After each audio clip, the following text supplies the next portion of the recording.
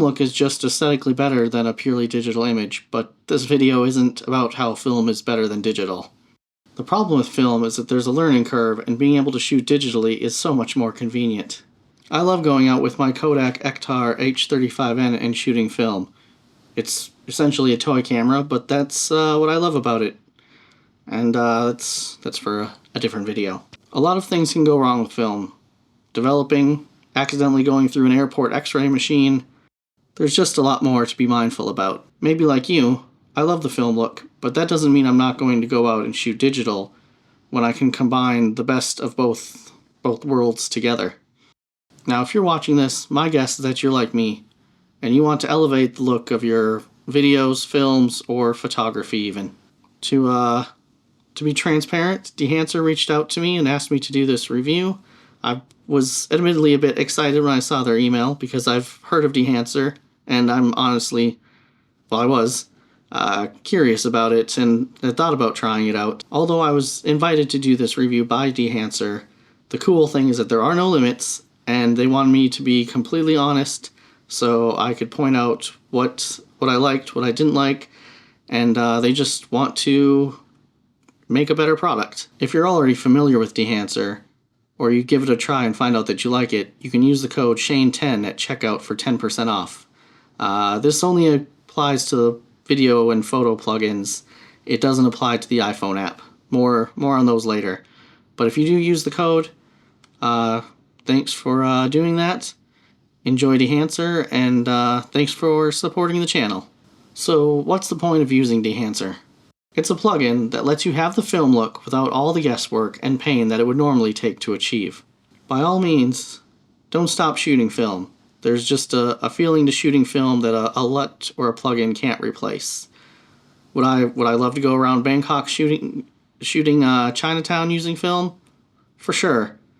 But would I want to do that for, say, a YouTube video? Probably not. Speaking of LUTs, Dehancer is not a LUT pack. It's much more because as a film emulation tool, you'll have much more control. Screw LUTs. Like everything, film has evolved, and today Kodak is the only producer of color negative film. They have 4 varieties under the Kodak Vision 3 name. Fuji used to produce motion picture film, but production ceased in about 2013. Dehancer has all 4 of the Kodak Vision 3 film stocks and more, which is cool. You can try them out and see what best fits your style. A cool thing about Dehancer is you can grade your footage with film prints. There are 63 film profiles to choose from. You're bound to find something that you love, and probably more than one. The cool thing is that you get more than just the film stock. You get the ability to control each individual characteristic of the film stocks. Another thing, this plugin is always being updated and improved. Does each film stock look like its real-life counterpart? Maybe. I could do a deeper dive on this in a different video, but from what I see in the plugin and using it, it all looks pretty good. What I did do is give the lengthy and detailed guide a read through, and the section about the process was very cool and interesting about how the team studies film emulsion from actual film. But I've seen some purists complain that the plugin follows the process for photographic prints and not motion picture. So if you're one of those people, that's probably something to consider. Personally, I don't care. It's not actual film, but it gives me looks that I love. So, after all that, you're probably wondering, does it work with my camera? If you don't see your camera on the profiles, that's actually okay and can be remedied with the color space transform. I'll show you how I do mine. Here we have some footage that was shot on a Sony a7C in HLG, which isn't supported by Dehancer Pro, but that doesn't mean that we can't use the footage with the use of some color space transforms. So for my own personal workflow, I start with a color space transform where I convert the input color space from Rec 2020 to DaVinci Wide Gamut and the input gamma from Rec 2100 HLG to DaVinci Intermediate. And then I have my own preferred node set up here, and that's for a different video. But just before the Dehancer Pro node, I have another color space transform where I changed the input color gamma from DaVinci Wide Gamut to Rec 709, and the input gamma from DaVinci Intermediate to Gamma 2.4. And then in Dehancer Pro, to use the footage, I set the source to Rec 709. If you want to learn more about color space transform, I've linked to a Darren Moston video in the description. That guy, he's great. Let's take a look at some of Dehancer's features.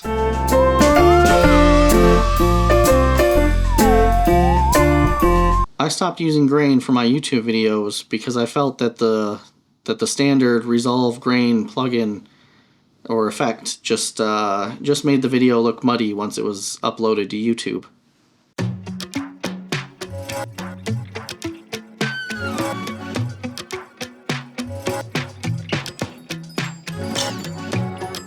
The Dehancer grain looks much nicer.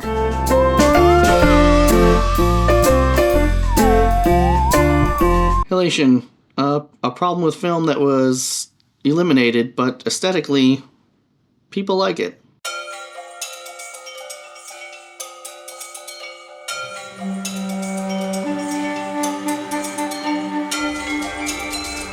Halation is probably one of my favorite effects, and Dehancer's Bloom is my second.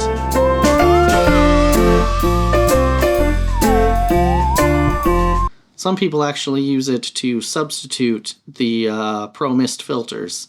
I don't have any Pro Mist filters, so if I do want that kind of look, then I'll just rely on the Dehancer Bloom effect.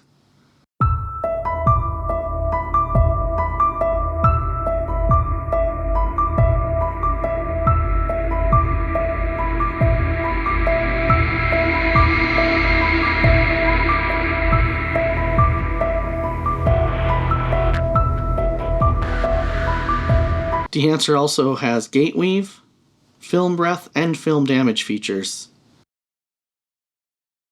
You can customize these settings to reflect how they'd look on certain types of film strips. Another little secret of mine is that I like editing photos with DaVinci Resolve. Using Dehancer for the photo edits is fantastic. If you want Dehancer for just photo editing, they do have a photo plugin that can be used for Lightroom, Photoshop, Affinity Photo, Capture One.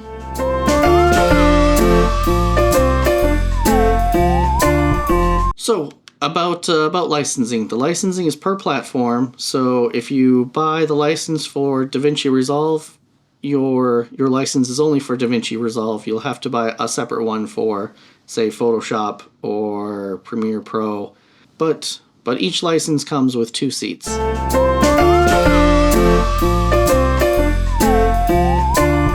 So I've said a lot of good things about Dehancer, but you can't have the pros without the cons. So here are some things that I don't like that could probably be improved. First of all, the processing can be a little resource intensive and slow down your computer, but it's something that Dehancer is aware of, and I'm sure there's only so much that you can do to really minimize the resource usage for various effects. There is a recommendation in the guide, but if you need to do some noise reduction on a clip or something like that, apply the noise reduction, render the clip in an HQ codec, and then grade the clip using the new source. Another thing is that when you're just starting out using the plugin, it can be a little overwhelming at first because there's just so much to choose from and work with. But is that really a con? I don't know.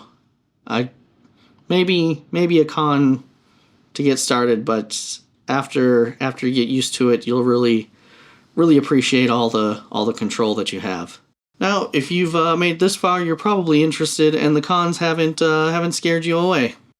But now you're wondering, how much will it cost you? It can be expensive, especially if you don't make money off of your videos. However, if you love making videos and you want to have fun in your grading process and you just want to create some amazing looks that are impossible or very difficult to replicate otherwise, then I would think of purchasing this plugin as an investment. Instead of tossing some dollars here and there on cool LUT packs, you can just purchase Dehancer and have a lot more fun. Oh, there is also an iOS app. I haven't tried it because I don't have an iPhone. I use a Sony. You could give the app a 1 week free trial. Otherwise, there is a subscription after that. But if it's something that you like, use it.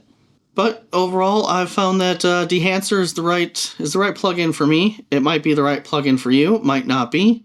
Why don't you give it a try and share your thoughts in the comments.